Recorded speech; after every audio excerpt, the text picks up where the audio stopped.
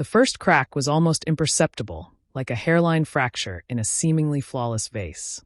It came in the form of Amelia's phone, face down on the kitchen counter, vibrating insistently. Normally, she would snatch it up without hesitation, but this time, she let it ring. A flicker of something crossed her face, guilt, hesitation, something unspoken. I dismissed it. After all, we all have moments of distraction. But the moments multiplied. Whispered phone calls taken in hushed tones from the other room. Late nights at the office that stretched longer than before. The scent of sandalwood clinging to her skin, unfamiliar and out of place. My gut twisted, unease creeping in like a slow, insidious fog. I told myself I was imagining things, that paranoia was whispering lies in my ear. This was Amelia. My Amelia. The woman I had vowed my life to beneath a canopy of fairy lights just 5 years ago. She wouldn't. She couldn't. Denial became my shield, fragile but desperately held in place. Until the night that shattered it completely. It was a dreary Tuesday evening, rain drumming a steady rhythm against the windows. A migraine had forced me to leave work early, abandoning an important meeting in favor of the comfort of home. I pictured Amelia fussing over me, a cool cloth pressed to my forehead, her touch soothing the pain as she always had. That was what I expected. What I found instead stole the breath from my lungs. He was sitting on my sofa, his fingers tangled in Amelia's hair, his presence an intrusion in the space that had once belonged to just the two of us. The air was thick with the scent of sandalwood, cloying now, suffocating. My world tilted, the foundation of my marriage crumbling beneath me. Daniel, a name I knew, a man I had shaken hands with at company picnics, welcomed into my home with polite smiles. And now he was here, in my living room, his smug, self-satisfied expression searing itself into my memory like a brand. Amelia stood frozen, her face a canvas of shock and dread, as if caught in the glare of oncoming headlights. But there was no mistaking the truth, no room for excuses. The evidence was there, in the disheveled state of their clothing, in the guilty silence that stretched between them.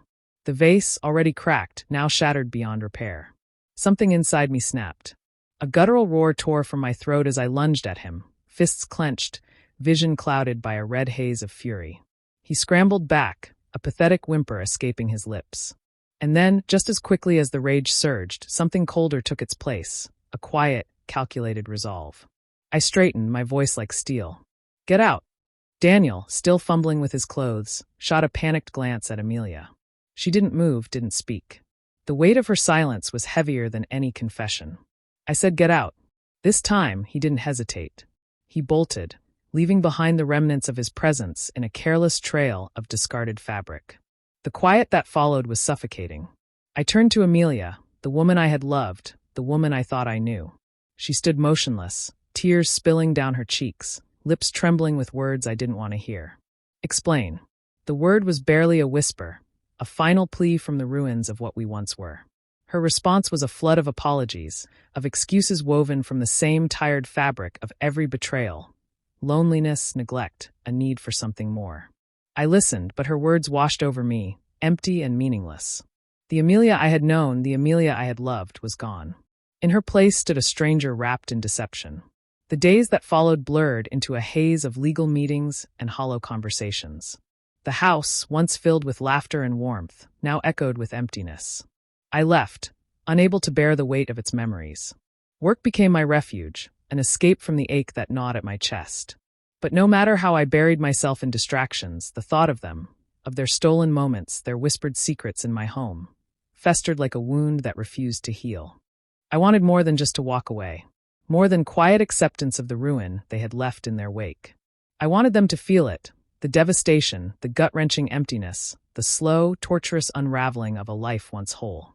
My chance arrived sooner than expected. Amelia's company held its annual gala, a grand affair dripping in wealth and prestige, set in a lavish downtown hotel. I wasn't invited, of course, but an old friend, one who knew my story and shared my quiet thirst for justice, had an extra invitation. A +1. The ballroom was everything one would expect, champagne flutes clinking, laughter that was too bright, too forced, mingling with the hum of conversation. The air was thick with perfume and ambition, designer gowns sweeping across polished floors, suits tailored to perfection. And there they were, Amelia and Daniel. Side by side, fingers entwined, whispers shared between smiles that gleamed with the illusion of happiness. They had stepped into the roles they had so callously carved for themselves. The perfect couple, basking in the glow of stolen love. Oblivious, unaware of the storm lurking just beyond their gilded facade. I waited. Patience had become my closest ally. The moment came during the CEO's speech, a droning monologue on profits and projections that lulled the crowd into complacency. I slipped away unnoticed, making my way to the projection room. A quiet conversation, a discreet exchange of cash, and the AV technician granted me exactly what I needed. As the CEO concluded, applause rippled through the room, and then darkness. A flicker. The massive screen behind him illuminated, but it was not the company logo that filled the space. A hush fell over the ballroom, and then the images appeared. Frame by frame, stolen moments stolen from me. Amelia and Daniel, in the living room I once called my own. Their bodies curled in illicit embraces, lips pressed together in whispered secrets. My home, my space, my life defiled. Captured by the cameras I had installed when trust had first begun to crumble. Gasps rippled through the crowd, followed by sharp, disbelieving whispers. Amelia stood motionless, her face drained of color, her hands trembling as she clutched at Daniel's arm. He looked no better, eyes wide, panic settling into his features as the walls of their deception closed in around them. The CEO faltered, fumbling with the microphone, but the slideshow continued its ruthless march forward. Every frame was a hammer blow to their carefully constructed illusion. And then the final image. A close-up of their intertwined hands. Those same hands that had once reached for me, sworn loyalty to me, only to betray with the touch of another. Beneath it, a single caption. Her escape.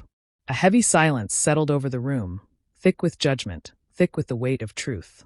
And then, like the first crack in a dam, the whispers surged into something more. Stares. Condemnation.